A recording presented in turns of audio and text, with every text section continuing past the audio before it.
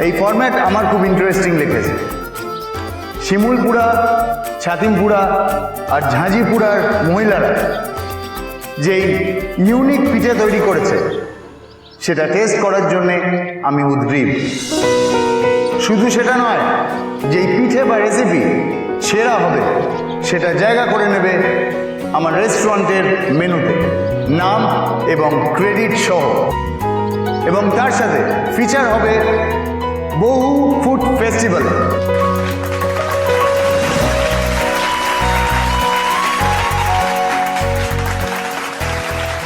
আমি একটা কথা বলবো, যদি কিছু মনে না করেন। আসলে এখানে যে কাকিমা, জেঠিমা, মাসিমারা স্টল দিয়েছেন তারা প্রত্যেকে সেরা। তারা এত দিন ধরে পিঠে পুলি বানাচ্ছে, তাই আমার মনে হয় উপহারটা কি হলো সেটা বড় কথা নয়। মানে আপনি যদি প্রত্যেকে স্টলে গিয়ে তাদের পিঠে পুলিগুলো টেস্ট করেন তাতে তারা বেশি খুশি হবে।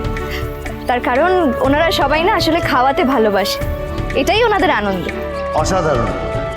আপনি একটা খুব দামি কথা বলেছেন জানেন, আমাদের হসপিটালিটি ইন্ডাস্ট্রিতে এটাই হচ্ছে আসল আতিথেয়তা। বাই দ্য ওয়ে, আপনাকে তো ঠিক চিনলাম না। ও হচ্ছে ঝিল, শিমুলপুরার তেঁতুল পাতা পরিবারের একজন সদস্য। ভারী সুন্দর কথা বলে ও। আরে শুধু কথা বলে কি, কি সুন্দর লেখে আমার চিল্লিমা।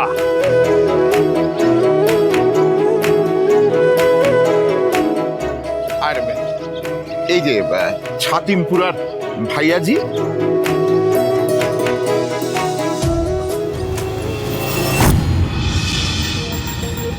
স্যার বলছিলাম কি, একজন বড় রিপোর্টার্স এসছে, আপনি একটু তার সঙ্গে সবার আলাপ করিয়ে দিন।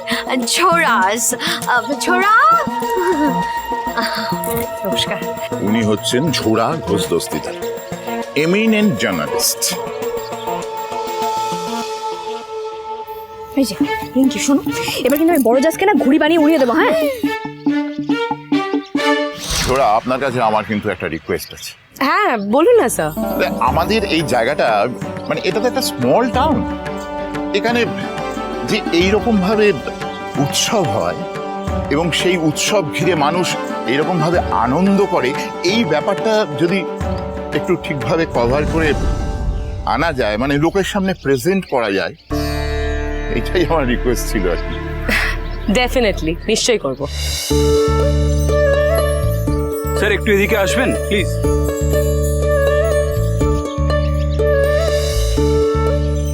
আঙ্কেল, অনুদি আসবে না?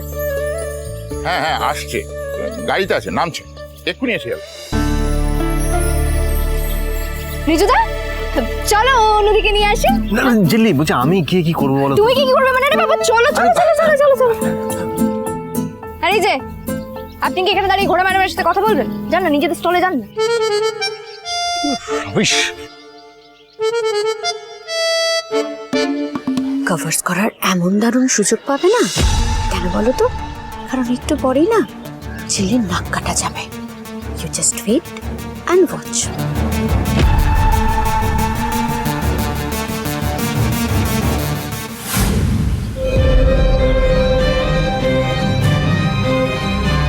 আরে এসো না, কই তো অনুদি?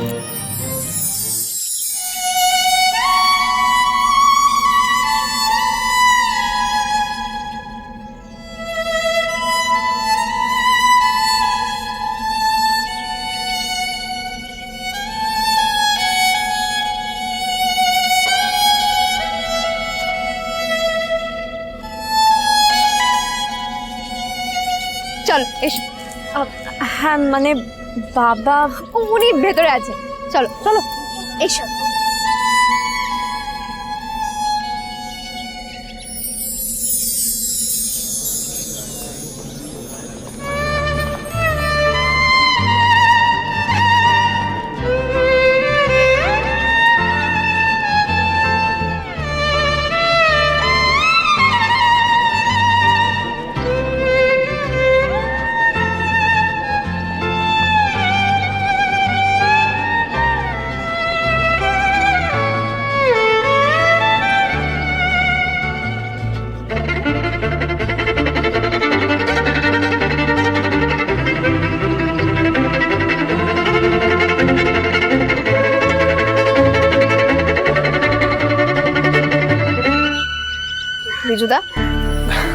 কিছু বলবে ঝিল্লি?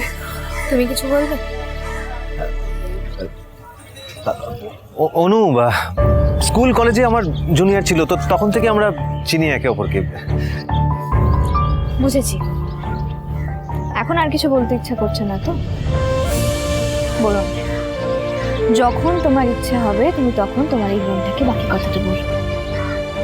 আর শোনো, তোমাকে না হাসি খুশি মুখেই মানায়, হ্যাঁ? এখন যে মুখটা করে আছো সেটা তো একেবারে মানায় না, বুঝেছো? তোমরা এখানে, আর ওদিকে একটা বড় ডিজাস্টার হয়ে গেছে। শিগগিরই চলো।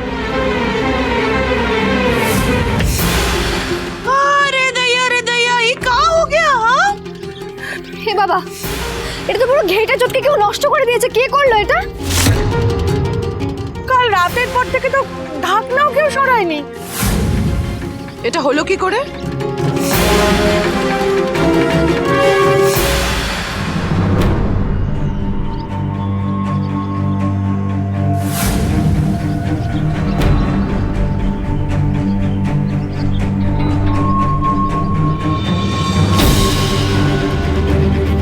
বড়জাস, এটা তোমার কাণ্ড তাই তো? যদিও বা কোনো প্রমাণ নেই, হ্যাঁ স্বীকার করলাম আমার কাজ। কি করবে?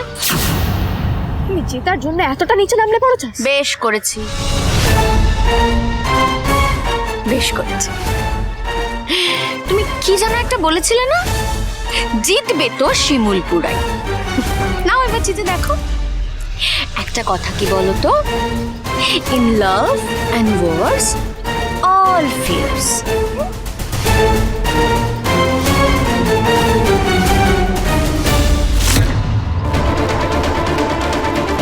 এই পুরোটাই বড়জাসের কাণ্ড। না জেনে কেন বলছো তুমি? বড়জাস নিজের মুখে বলেছে আন্টি, এর থেকে বেশি আর কি জানবো বলো তো? আরে দয়া, এই মেয়ে তো সাংঘাতিক আছে। কি মেয়েকে আমার বৌমা করে আনলে কাকু? চিরটা কাল এই সংসারকে আমি ধরে রাখতে চেয়েছি, সবার মান অভিমান ঝগড়া মেটাতে চেয়েছি, আর এটা তুমি কি করলে?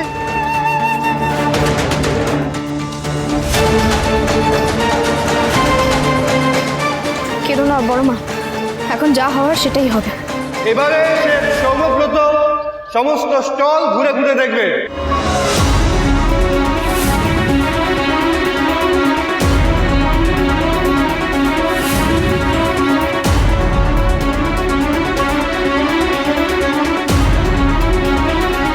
আমি বলেছিলাম আমি ওকে এই বাড়ি থেকে বের করে দেওয়া উচিত।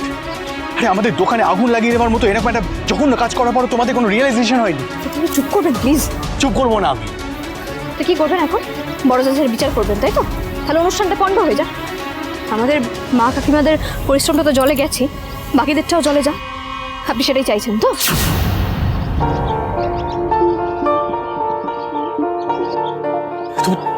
তুই বুঝতে পারছো না, ওনারা সব আসছে না এখনই জাজমেন্টের জন্য। কি করবো এখন আমরা? সেটাই তো বলছি, বড়জাসকে বাদ দিন না, পারলে ওনাকে কি একটু আটকান।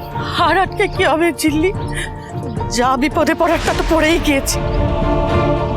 এই জন্য তোমাদের বারবার বলি, এই মেয়েকে নিয়ে যা করতে যাবে তাতেই বিপদে পড়বে। অলক্ষী একটা। আমাকে একটা মিনিট একটু ভাবতে দেবে প্লিজ? দাঁড়াও,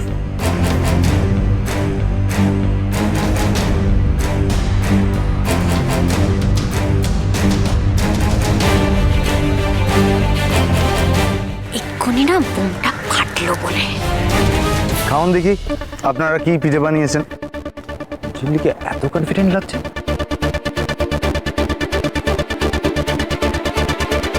আজকে যে বাজিমাত করেছে সেটা হলো তেঁতুল পাতার গল্প বলা পিঠে। সেরার সেরা অ্যাওয়ার্ড তো জিতে নিল, কিন্তু ঘুড়ি উৎসবে বাজিমাত আমরাই করব। সুজনে সুজনে রয়েছে যেন তেঁতুল পাতা।